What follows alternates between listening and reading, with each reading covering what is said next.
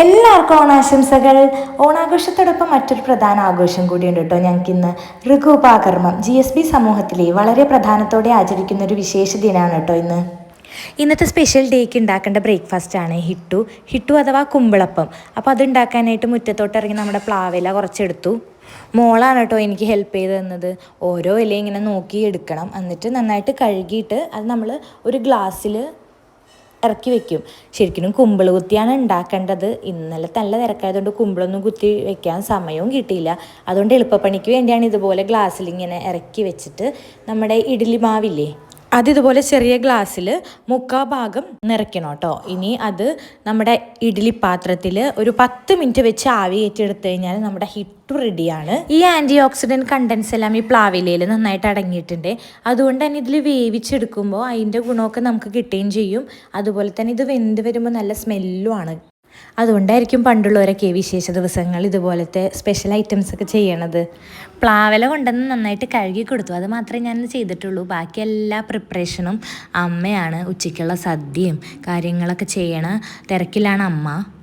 ഹിട്ടുവിൻ്റെ combination എന്ന് പറയുന്നത് തേങ്ങ അരച്ച കറി, ഈ കടലയോ അല്ലെങ്കിൽ എന്താ ഉരുളക്കിഴങ്ങൊക്കെ ഇട്ട് തേങ്ങ അരച്ച കറിയും പിന്നെ നമ്മുടെ തേങ്ങാ ചട്നിയും വെള്ള ചട്നിയില്ലേ അതുമാണ് ഇതിൻ്റെ കോമ്പിനേഷൻ. അതാണ് കേട്ടോ ഞങ്ങൾ ഇന്ന് ഉണ്ടാക്കിയേക്കണത്.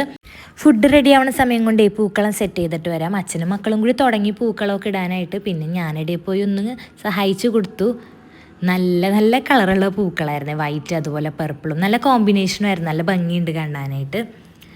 അവരെന്തൊക്കെയോ പ്ലാൻ ചെയ്തിട്ടുണ്ട്. പിന്നെ ഞാൻ അധികം ഇടയിൽ പോയിട്ട് കൊളമാക്കിയില്ല. എന്തായാലും നന്നായിട്ട് അവർ പ്രസൻറ്റ് ചെയ്തിട്ടുണ്ട് പൂക്കളം.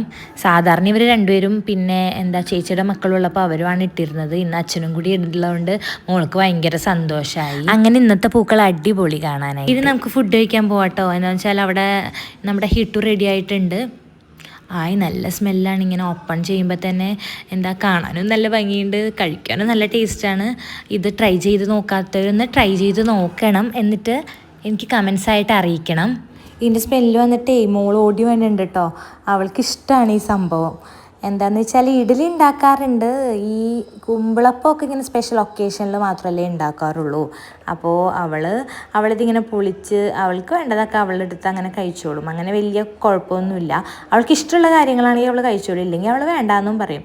ഇതെന്തോ ഭയങ്കര ഇഷ്ടമാണ് ഇങ്ങനെ. അപ്പോൾ ഇരുന്ന് കഴിച്ച് അമ്മൂമ്മയുടെ അടുത്ത് അഭിപ്രായമൊക്കെ പറയുകയാണ് കേട്ടോ. ഹിട്ടും അതുപോലെ ഗശി എന്നാണ് കേട്ടോ ഈ തേങ്ങ അരച്ച കറീനെ പറയണത്.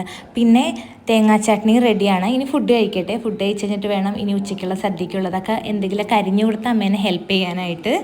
അപ്പോൾ നിങ്ങളുടെയും ഓണം വിശേഷങ്ങളൊക്കെ എനിക്ക് കമൻസായിട്ട് അറിയിക്കണം കേട്ടോ. See U.